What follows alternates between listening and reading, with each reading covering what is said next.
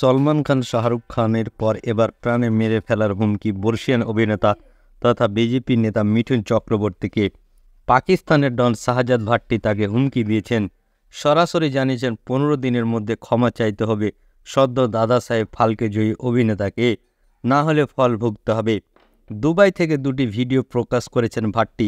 ভিডিওতে বাঙালি প্রিয় অভিনেতা মিঠুন চক্রবর্তীকে অকথ্য ভাষায় গালিগালাজ করতে দেখা গিয়েছে। কিন্তু কেন মিঠুনের উপরে চটেছেন পাক ডন? মিঠুনের মন্তব্য মুসলিম সম্প্রদায়ের ধর্মীয় ভাবাবেগে আঘাত লেগেছে বলে দাবি শাহজাদ ভাট্টির। তারই প্রতিশোধ নিতে এই প্রাণনাশের হুমকি।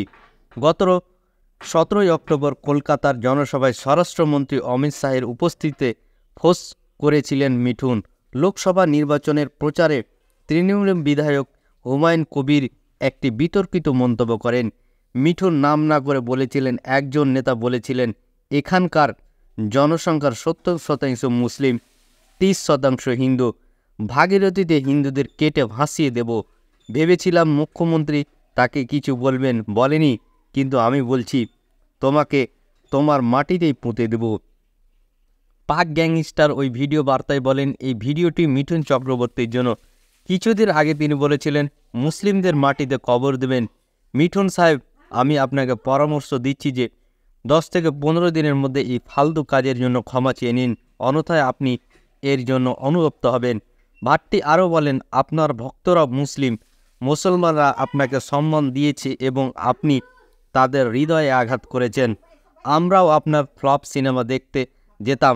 আজ আপনি যা কিছু হয়েছেন তা ভক্তদের কারণেই। যে বয়সে আছেন সে বয়সে পাগলামি করা উচিত নয়, পরে আফসোস করবেন। ডন হুমকির সুরে বলেন, এটা সিনেমা নয়, বাস্তব জীবন। মঞ্চে উঠে আপনি ভিলেন হয়ে যাচ্ছেন। উস্কানিমূলক মন্তব্যের জেরে মিঠুন চক্রবর্তীর বিরুদ্ধে ইতিমধ্যে 2টি এফআইআর দায়ের করা হয়েছে।